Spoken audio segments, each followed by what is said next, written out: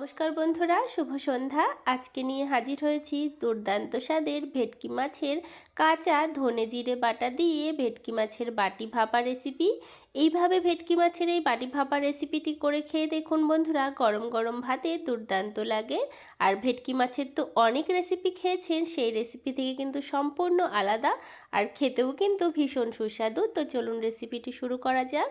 তো এখানে আমি ভেটকি মাছের 4 পিস নিয়ে নিয়েছি। আমি আমার পরিমাণ অনুযায়ী মাছ নিয়েছি। মাছগুলো ভালো করে কেটে ধুয়ে পরিষ্কার করে নিয়েছি, একটু লেবু মাখিয়ে মাছগুলো ধুয়ে নিয়েছি। এবারে এই বাটি ভাপাতে কি কি উপকরণ লাগছে দেখে নিন। এখানে 1 চামচ গোটা জিরে, 1 চামচ কাঁচা ধনে, আর এখানে কয়েকটা শুকনো লঙ্কা দিয়েছি। আর এই রান্নাটা একটু ঝাল ঝাল হলেই খেতে ভালো লাগে, আপনারা কাঁচা লঙ্কা ঝালেও করতে পারেন। এখানে আমি কাঁচা ধনে আর কাঁচা জিরে পাটায় মিহি করে বেটে নিয়েছি, আর শুকনো লঙ্কাটাও মিহি করে বেটে নিয়েছি। আর পাটায় বাটা মশলাতেই কিন্তু এই বাটি ভাপাটা খেতে বেশি ভালো লাগবে। তো মশলাটা সুন্দর করে বেটে আমি এই বাটিতে নামিয়ে নিয়েছি। এবারে এখানে আমি একটা টিফিন বাটি নিয়েছি, যেহেতু বাটি ভাপা হবে তো তার জন্য আমি একটা টিফিন বাটি নিয়েছি। টিফিন বাটির মধ্যে ভেটকি মাছের টুকরোগুলো দিয়ে দিচ্ছি। তো ভেটকি মাছের টুকরো দিয়ে এবারে বেটে রাখা মশলা, জিরে বাটা, ধনে বাটা আর শুকনো লঙ্কা বাটাটা দিয়ে দিচ্ছি। এবারে স্বাদ মতো নুন দিয়ে দেবো।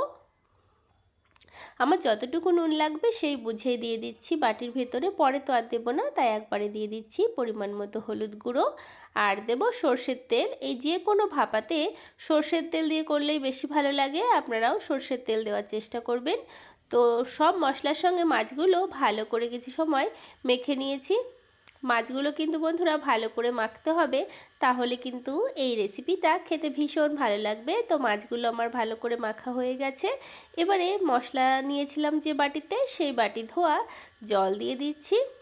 জল এইটুকুই যথেষ্ট, এর থেকে বেশি জল দেওয়ার দরকার নেই। মশলা থেকে জল ছাড়বে, মাছ থেকেও ছাড়বে, তো এই জলেই যথেষ্ট। এবারে টিফিন বাটির ঢাকনাটা দিয়ে বন্ধ করে দিচ্ছি। আর এদিকে দেখুন, ওভেনের উপরে একটা কড়াইয়ে জল দিয়ে বসিয়ে দিয়েছি। সামান্য জল দিয়েছি, খুব বেশি জল দেব না, তাহলে কিন্তু টিফিন বাটির মধ্যে জল ঢুকে যাবে বেশি হয়ে গেলে। তো টিফিন বাটিটা আমি বসিয়ে দিলাম। আর বন্ধুরা, টিফিন বাটিটা যাতে নড়াচড়া না করে, তো তার জন্য ওপর থেকে শিল বা নোড়া একটা চাপিয়ে দিচ্ছি, তাহলে বাটিটা ফিক্স থাকবে, নড়াচড়া করবে না। তো কিছুক্ষণ আমি হাই ফ্লেমে রান্না করে নিয়ে গ্যাসের ফ্লেম মিডিয়াম টু লো হিটে 30 থেকে 40 মিনিট রান্না করে নেব। তো 30-40 মিনিট পরে ফিরে এসেছি, আর কড়াই থেকে জল শুকিয়ে গেছে। আমি কিন্তু এরকম মাঝে মাঝে জল শুকিয়ে যাওয়ার পরে একটু একটু করে জল দিয়ে কিন্তু কড়াইতে রান্না করে নিয়েছি। তো শিলটা নামিয়ে নিলাম।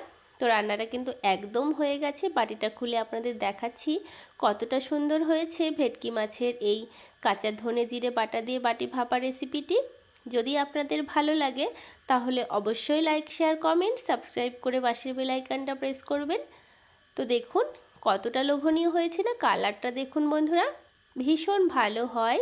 আর রান্নাটা করতে কম উপকরণ লাগে সেটা তো আপনারা দেখলেনই। আর ভেটকি মাছের অন্য সব রেসিপি থেকে সম্পূর্ণ আলাদা। আপনারা তো ভেটকি মাছের পাতুরি ও ভেটকি মাছ বিভিন্ন রকমভাবে খেয়েছেন।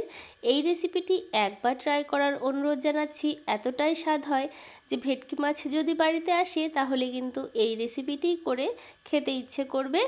তো দেখুন, গরম গরম ভাতের সঙ্গে পরিবেশনের জন্য তৈরি ভেটকি মাছের বাটি ভাপা। তো আপনারা ভালো থাকবেন।